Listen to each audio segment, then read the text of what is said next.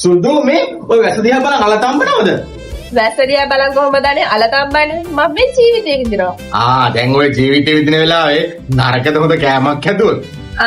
යංකෝ මං ඔයාට අලයක් තම්බලා දෙන්න.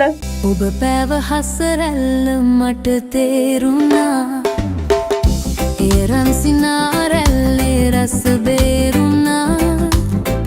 සෙවනැල්ල ලෙස ඉන්න මම දන්නවා. ඔය දැත මට දෙන්න මම ගන්නවා. සෙවනැල්ල ලෙස ඉන්න මම දන්නවා. ඔය දැත මට දෙන්න මම ගන්නවා.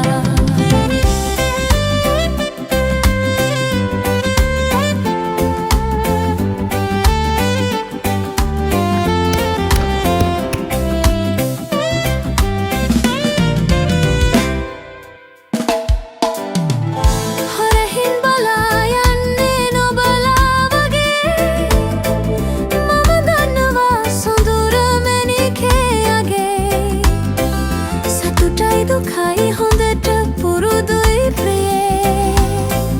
මට දෙන්න ඔබේ ආදරේ. පිළිගන්න මගේ ආදරේ. ඔබ පැව හසරැල්ල මට තේරුණා. ඒ රන්සිනාරැල්ලේ රස බේරුණා. සෙවනැල්ල ලෙස ඉන්න මම දන්නවා. ඔය දැත මට දෙන්න මම ගන්නවා. සෙවනැල්ල ලෙස ඉන්න මම දන්නවා. ඔය දැත මට දෙන්න මම ගන්නවා.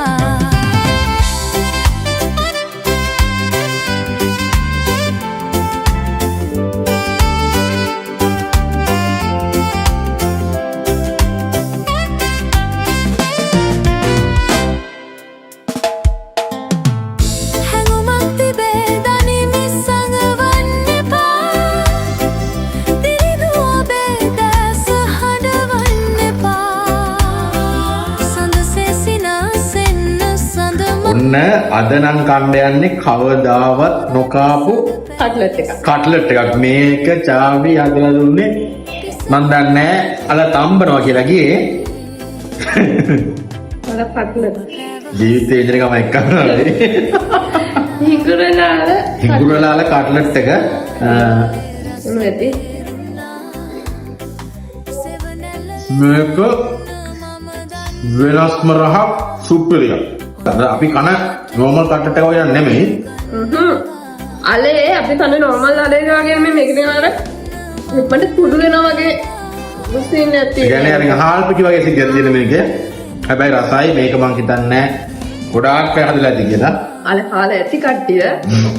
අල කාලේ ඇති. නමුත් මේ මේක කට්ලට් එක කාලේ නැතුව ඇති. අල කන්න නැතිවට හොඳයි නේද සර්? අල කන්න නැතිවට හොඳයි. ඔය දැන් හිඟුරලාල කන්න නැති බබාලෙම ඉන්නවනේ. මේක පෙන්නනවා ඒ බෑවේ කට්ලට් ටික හදලා දුන්නා. ලේසි. නෑ රහයි ඇත්තම රහයි. එහෙනම් ඔයාලත් මේක අනිවාර්යෙන් try කරලා බලන්න. කාලින් කමෙන්ට් එකක් දාන්න දාන්න. අපිටත් කියන්න අනිවාර්යයෙන්ම හදලා බලුවා නම් හැදුවා කියලා. එහෙනම් අපි දෙන්නා මේ වගේම තව අලුත් වීඩියෝ එකකින් එනකන් හැමෝටම බයි.